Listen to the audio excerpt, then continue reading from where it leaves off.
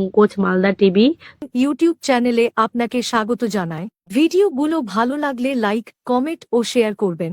থাকেন তারাও মানব হতে চান, কেন মানব ছাড়া কৃষ্ণ ভজন সম্ভব নয়।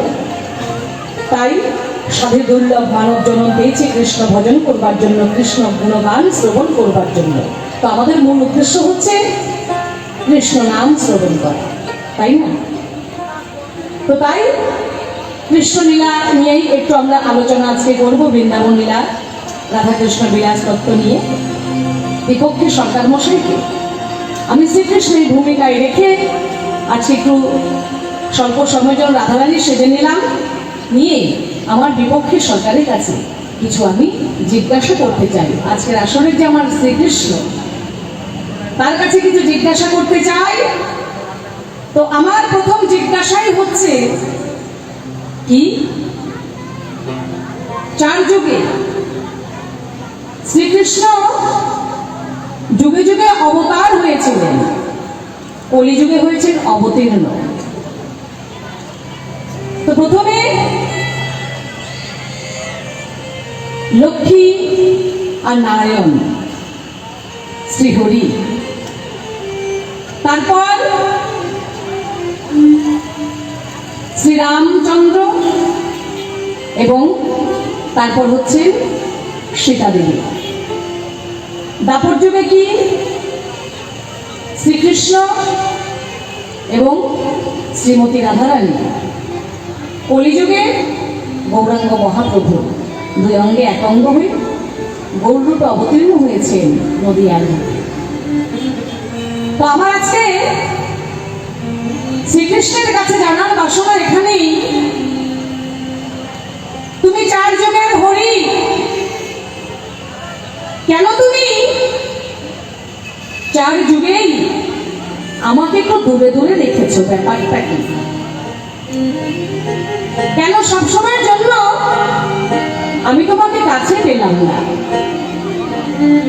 রাধারানী কেন শ্রীকৃষ্ণকে চার যুগেই কাছে সবসময় পায়নি? কেন তুমি দূরে দূরে রাখলে? তার কারণটা কি? এতে জীব শিক্ষার কি রয়েছে? তুমি সমাজকে কি শিক্ষা দিয়ে গেছো? কেন রাধাকে একটু দূরে দূরে রেখেছো? আসতে পাই কৃষ্ণ একজন, কোন কোন শাস্ত্রে পাই কৃষ্ণ চারজন, কোথাও কৃষ্ণ অনন্ত। আবার কোন কোন শাস্ত্রে সিদ্ধান্ত দিয়েছেন অনাদি ভগবান শ্রীকৃষ্ণ হরি তিনি একজন, তিনি এক বিনে দ্বিতীয় নাস্তি।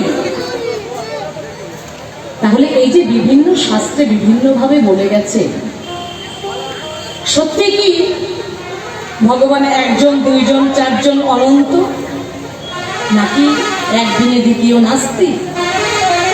তুমি করে ভজনা করব, তোমার কাছে জানতে চাই। প্রথমেই আমার এই দুইটি কথাই জানার বাসনা রইল।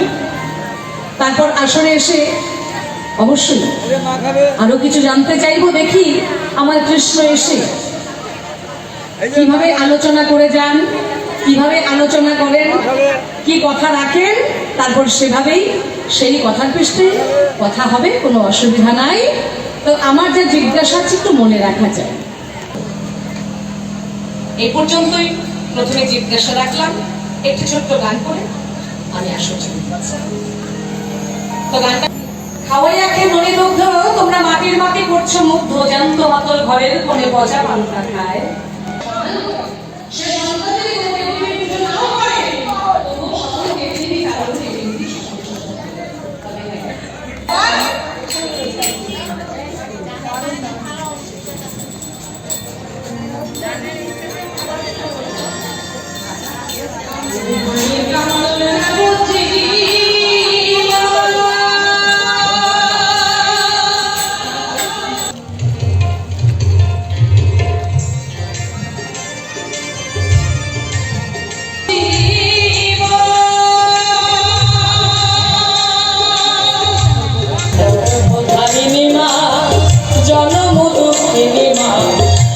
প্রাণের দরদি আমার জনম দুঃখী মা।